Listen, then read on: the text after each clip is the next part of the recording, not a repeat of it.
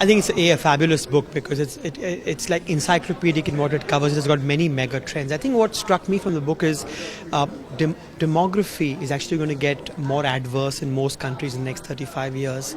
The age of young populations is going to slowly get exhausted, and the world is going to get older, and labor force participation lower.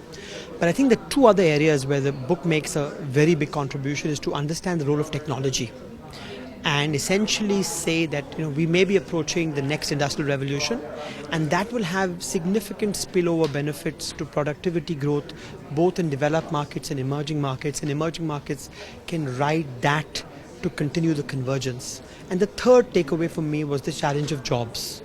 Because if you still have people looking for work and you now have so much technical progress that machines and robots can do the work of human beings, the challenge for policy in the next 30 years very much is how do you create jobs, particularly in young economies such as India. So those are the three takeaways for me from this book. Does it paint a rosy picture or a gloomy picture going ahead? No, I think it's very balanced. It has many scenarios that the book lays out. There's a central scenario, an optimistic scenario.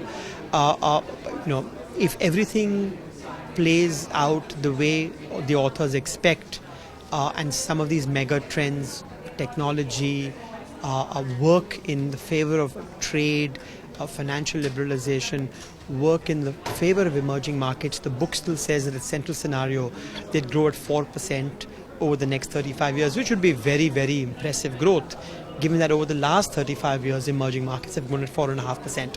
But for that to happen, everything needs to fall into place. So, as Dr. Arjun also said, that you can't predict the 30 years, but you can predict the 5 years from now on.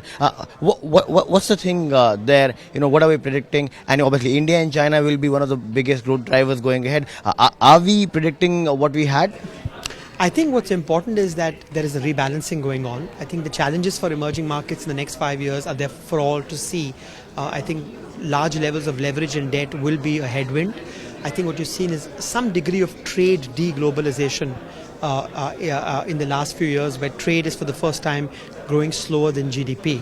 So some of the traditional mechanisms by which emerging markets could converge with advanced economies no longer exist, which means that over the next 5-10 years, the bar for what emerging market policy has to do in terms of structural reform, institutional reform, retraining its labor force is quite significant. So I think there will be challenges the next 5 or 10 years, but the hope is that there are enough non-linearities that who knows what's going to happen 35 years down the line. And where does India stand? I think again India is poised very favorably because we have advantages that very few other emerging markets have. For one, we're a young population that's going to get younger. So demographically, we only hit our sweet spot by 2030. Clearly, we've seen rapid technological advances in India, and so that should continue. And I think the third is, we've got a very entrepreneurial business class and a high savings rate. So very few countries have high savings rate, great entrepreneurship, and a young population. So there are lots of inherent advantages that India can exploit in the next 10-15 years. So we're standing at this point of time. The new government has completed almost 2 years. How will you rate the performance? I think it's been very good. And I think you have to recognize that in very few countries has GDP growth in the last 2 years accelerated. India has seen a 80 basis point acceleration, and this despite the fact that exports have gone from 8% to -6%, and you've had 2 successive droughts. So despite these headwinds which have hurt most other emerging markets, the fact that India has grown the last 2 years is a very positive signal and suggests that there's underlying latent momentum. There will be challenges. If oil prices stabilize, challenge in the banking system, and so we'll have to overcome those. But it suggests that there's an underlying latent growth potential that India has. How bigger a challenge is the rural markets for us? And given the fact that we're talking about a decent monsoon at this point of time, how bigger a relief is that as well?